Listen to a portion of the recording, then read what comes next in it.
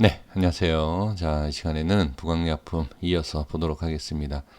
자, 오늘 모습에서 좀 고민을 하시지 않았나 싶습니다. 근데 지금 보시면 확실하게 이제 시장에 비해서 강한 모습은 맞습니다. 시장에 비해서 강한 건 맞지만 일단은 제가 말씀드렸던 내용을 본다라고 하면 저는 이탈을 했기 때문에 부분적인 손절을 했을 것이다. 이렇게 말씀을 드렸습니다. 뭐 오늘 어떤 좋은 흐름이 나왔기 때문에 뭐 손절한 것을 뭐 다시 뭐 매수를 해서 뭐 이런 얘기가 아니라 일단 손절한 거는 손절했다. 이렇게 그냥 말씀을 드리고, 그럼 오늘 모습에서도 일단은 손절한 그 물량을 가지고서는 그냥 나머지 물량 부분 손절 말씀드렸죠. 그렇기 때문에 나머지 물량을 갖고서는 일단 홀딩을 한다. 이렇게 연장을 해서 말씀을 이어가도록 하겠습니다. 이렇게 말씀 드려볼게요. 지금 수급을 보시면 프로그램 쪽에서 상당히 많이 매수한 걸 볼 수가 있고, 개인과 그 다음에 기관 쪽에서 매도 물량이 나온 것을 볼 수가 있습니다. 상당히 시장이 좋지 않은 상황에서도 파동이 컸어요.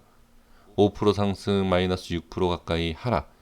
그러면서 종가상에서는 마이너스 1%에 대한 부분, 그리고 시간 외에도 0.29% 상승. 이런 걸 봤을 때 시장에 비해서 상당히 강하다. 근데 시장에 비해서 강한 건 강한 거지만 시장이 좋았을 때 강한 건 아니지 않습니까? 자, 그렇게 본다라고 하면 시장을 따질 필요가 없이 종목만 보시면 좋습니다. 그래서 결론적으로는 지금 상황에서는 좋은 자리를 안착하지 못했다. 자, 이렇게 보시는 게 좋습니다. 자, 그래서 지금 보시면 제가 이 전 영상에서 뭐라고 말씀드렸냐면, 프로그램하고 개인에 대한 수급을 보면서 자, 뭐 중간 정도를 따져서 매매하는 것도 좋지 않을까, 이런 말씀을 드린 적이 있습니다. 그러니까 개인의 매도와 프로그램 쪽의 매수와 우리가 이걸 정확하게 알 수 없기 때문에 이 중간에서 매수하는 것도 괜찮다. 그쵸? 이거는 그냥 제가 이제 수급에 대한 부분에 있어서만 매수 타이밍이지, 제가 보는 이 가격대에서는 매수 타이밍이 올바른 건 아닙니다. 네, 그래서 제가 이 말씀드린 이유가 무엇이라고 생각하십니까? 개인과 외인, 다시 개인과 외인 프로그램이죠. 여기에서 매수를 하는 중간 매수. 자, 제가 이걸 보여드린 이유가 있습니다. 시가가 2.54%에서 시작을 했고 고점이 5.22였지만 최저가가 5.78이죠.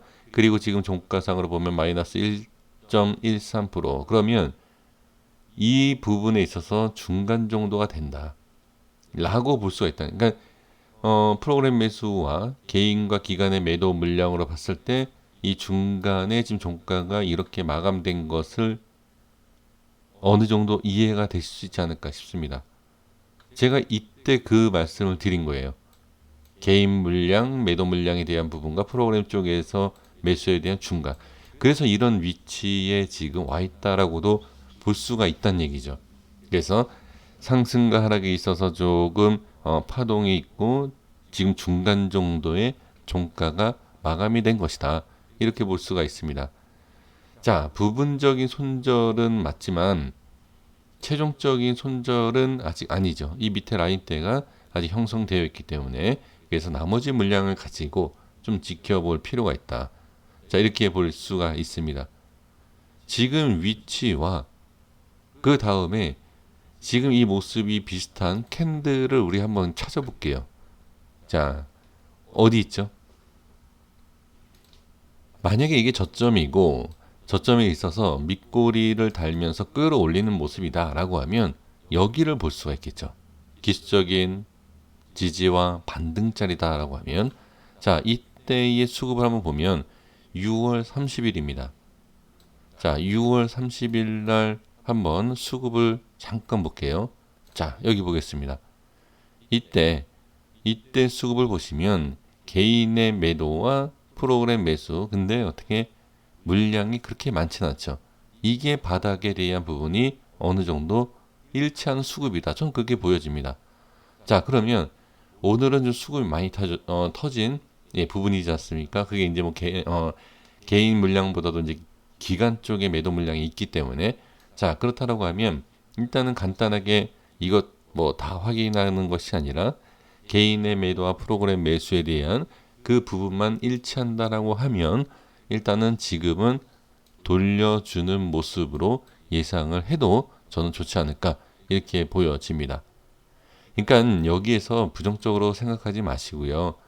제가 손절했다, 이탈했다라고 해서 주식이 다 제 말대로 가면 얼마나 좋겠습니까? 저도. 그쵸? 근데 그렇지 않죠.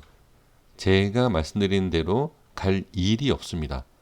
주식을 어떻게 알겠습니까? 상방에 상승가락에 대해서. 그러니까 일단은 지금 이런 모습을 봤을 때 한 번 밀리더라도, 자, 여기 밀리지 않습니까? 이렇게 밀리더라도 우상향으로 충분히 돌릴 수 있는 이 과거의 모습과 패턴이 있더라. 이거를 하나 일단 먼저 확인하고 가겠습니다. 자, 이런 모습이 있었더라. 그쵸? 자, 그리고 상승에 있어서 제가 하나 더 추가를 말씀을 드려보면, 여기에서 지금 상당히 좋은 갭상승이 나왔어요. 플러스 2.54%까지, 그러니까 24%에서 시작을 해서 플러스 5.22까지 올라갔었는데 왜 못 올라갔느냐? 이거를 확인해야 되겠죠. 이거를. 이게 바로, 자, 여기에 대한 영향이 있는 거예요. 여기에 대한 부분. 이게 이 짧은 구간, 지금 뭐 저항이 여기도 있고 여기도 있고 여기도 있고 막 어떻게 보면 저항을 계속 찾아볼 수 있지만, 저항이라는 것은 그렇게 멀리서 찾을 필요가 없습니다. 여기에 대한 저항이 확실하게 보여진다. 그러니까 제가 이제 부분 손절에 대한 내용을 말씀드리지 않았습니까? 약간 이걸 어떻게 보면 부분 손절, 그러니까 이 색칠한 부분을 가지고서 제가 기준 잡고 말씀드리기 때문에 그렇지만, 어떻게 보면 오늘 손절이 나갔다라고 봐야 돼요. 오늘 확실하게 보면. 자, 그러면 제가 이제 말씀드리고 싶은 게 뭐냐면, 여기 이제 손절 사이, 그러니까 손절이 나갔을 거다라고 이제 기준 잡고 말씀드렸잖아요.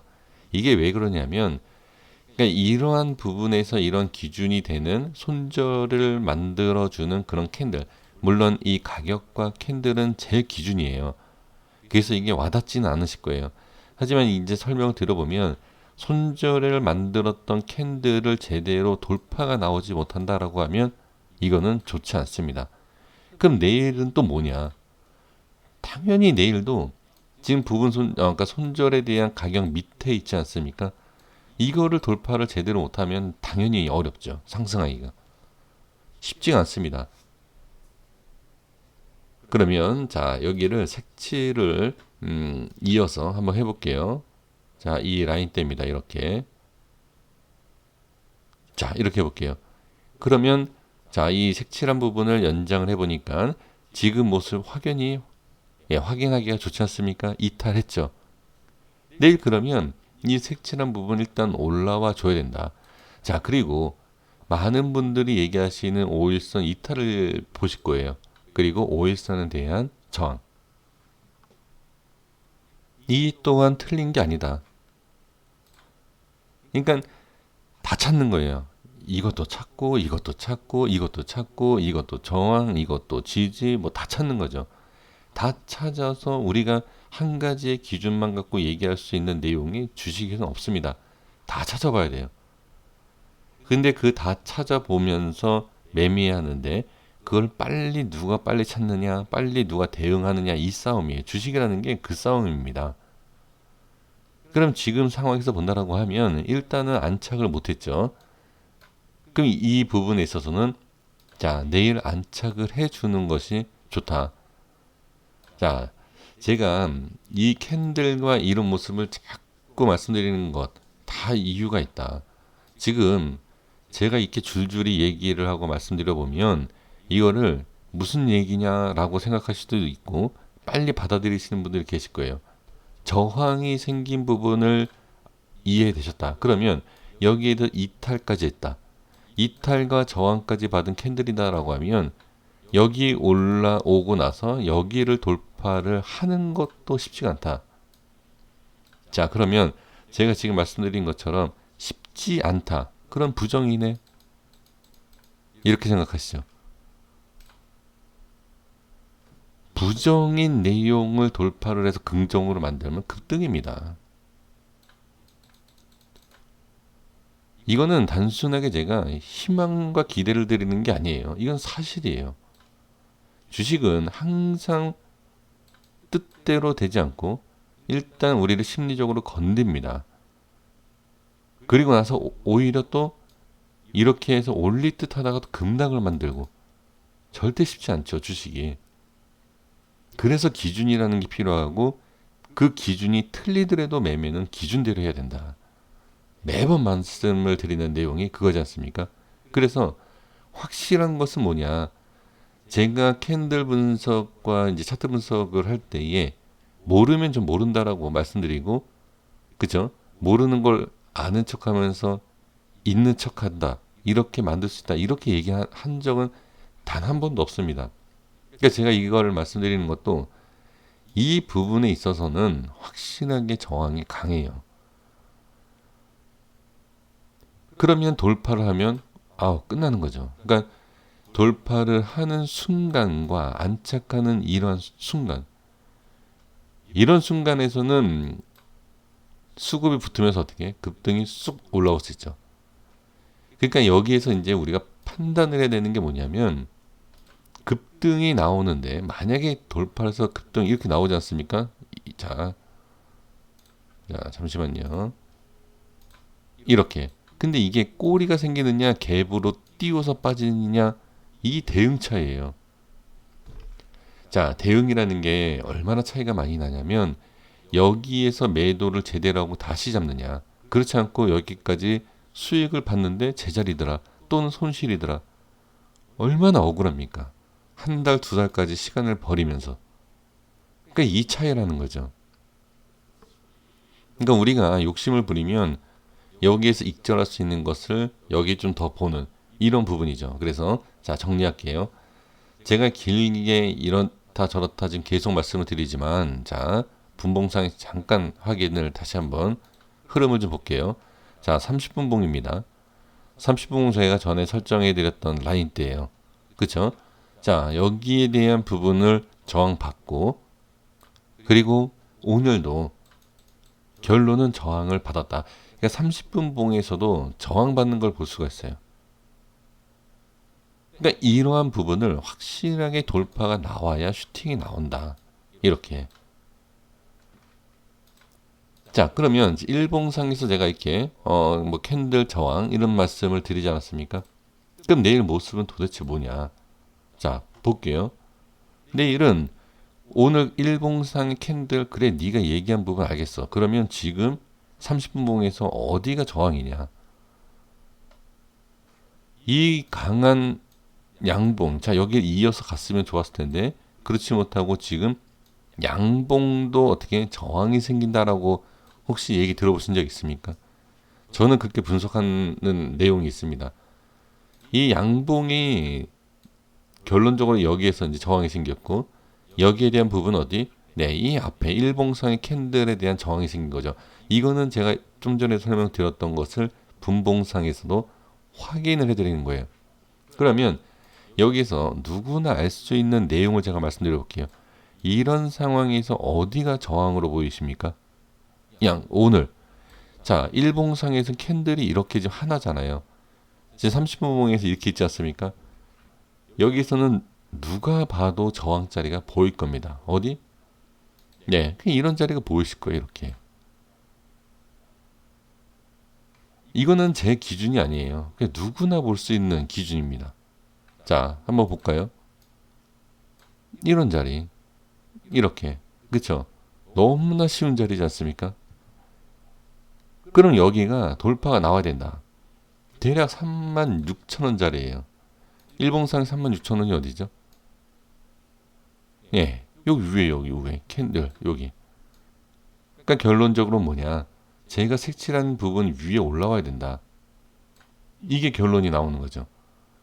그러니까 일봉상에 대한 이 저항 캔들도 보여지고 오늘 흐름도 보여지면서 오늘 흐름을 봤을 때 왜 이런 모양이 나오고 이런 저항이 분봉상 왜 나오는지를 확인할 수 있다. 그렇죠? 그래서 내일 확인하실 부분은 뭐냐? 이 30분봉에서 이런 모습도 보시고 일봉상에서 이 색칠한 부분 안착을 하느냐? 더 좋은 모습은 이 저항이 생기고 있는 이러한 모습을 돌파를 해서 강한 슈팅이 나올 수 있느냐? 이것도 30분봉에서 같이 확인해 주시면 좋죠. 어려울 게 없죠. 왜? 이미 제가 확인을 시켜드렸기 때문에 이렇게 저항, 돌파 이런 거 어렵지 않습니다. 그러니까 어려운 것은 분석이 어려운 게 아니라 수급이 좀 붙어서 올라가줬으면 하는 이게 어려운 거지 분석은 절대 어렵지 않다. 자, 이렇게 확인을 해주시면 좋을 것 같습니다. 자, 여기까지 하겠습니다. 구독과 좋아요 부탁드리겠습니다. 감사합니다.